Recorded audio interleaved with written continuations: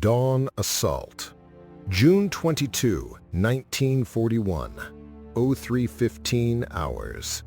The dense pine forests along the Soviet-Lithuanian border tremble under the low rumble of engines. Oberleutnant Hans Becker grips the turret hatch of his Panzer III, the cold metal biting into his palms as artillery thunder cracks the pre-dawn sky. The air reeks of diesel fumes and wet earth, mingled with the sharp tang of cordite from the barrage ahead. His crew, silent, tense, shifts in the cramped interior, their breaths fogging the periscope glass.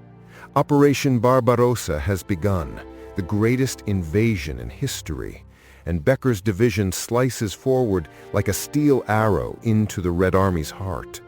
You can almost feel the vibration through the tracks, the ground churning to mud under 3.9 million German boots and treads. Becker scans the horizon through his binoculars, expecting the usual chaos: scattered Soviet infantry, outdated BT-7 tanks crumpling under 50mm shells. But as the first gray light filters through the trees, shapes emerge from the mist. Hulking silhouettes, low-slung and angular, moving with unnatural speed. "Find Panzer IV, he shouts, his voice cracking over the intercom. Enemy tanks ahead. The lead Soviet machine doesn't falter. It's not like anything in the Wehrmacht briefings. Sloped armor gleams under the artillery flashes, deflecting the first probing shots from Becker's gunner like rain off a tin roof. Ping, ricochet. The Panzer III's 50mm KWK-38 barks again, but the shell glances harmlessly away. Becker's heart pounds. What is this beast? It's charging now, turret traversing smoothly, its 76.2mm cannon belching fire. The round slams into the Panzer beside him, erupting in a fireball that lights the forest like a bonfire. Screams cut through the radio static. In the command tent miles behind, General Heinz Guderian, the architect of Blitzkrieg, paces before a map table littered with pins and reports. His staff officers murmur updates: Army Group North advancing, Luftwaffe dominating the skies.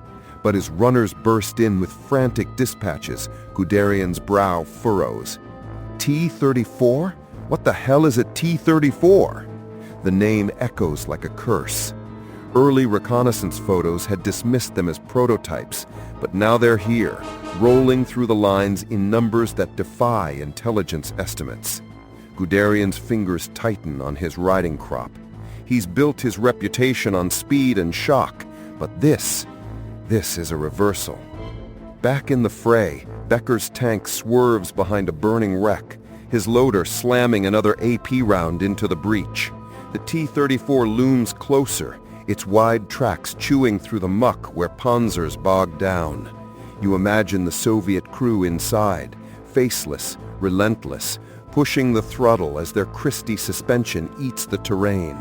Becker's gunner fires point blank, the shell striking the turret ring. Sparks fly, but no penetration. The T-34's response is merciless. A high-velocity round punches through the Panzer III's frontal plate, the interior exploding in shrapnel and flame. Becker tumbles out, ears ringing, blood trickling from his scalp. Around him, the vaunted Panzer division stutter, their lighter tanks outmatched in a dance of death. Word spreads like wildfire through the ranks. From the Baltic to the Black Sea, German commanders report the same nightmare. Field Marshal Fedor von Bock, commanding Army Group Center, stares at a captured sketch of the T-34, its dimensions mocking the invincibility of his forces. Sloped armor, 45 degrees, impenetrable to our guns at range? His adjutant nods grimly. The Soviets, dismissed as backward and broken by purges, have unleashed a monster forged in secrecy at the Kharkov locomotive factory. Designed by Mikhail Koshkin, who died testing it in the harsh Urals winter, the T-34 embodies Soviet grit, simple, mass-producible, lethal. As the sun rises higher, the initial thrust bogs down. Guderian's radio crackles with pleas for air support, but even Stuka dive bombers struggle against the T-34's resilience.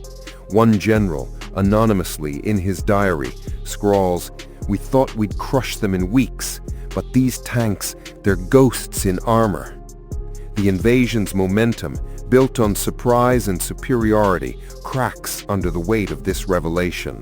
How many more are out there, and what will it cost to stop them? The generals in Berlin huddle over teletypes, disbelief turning to dread. But on the front, survival demands action.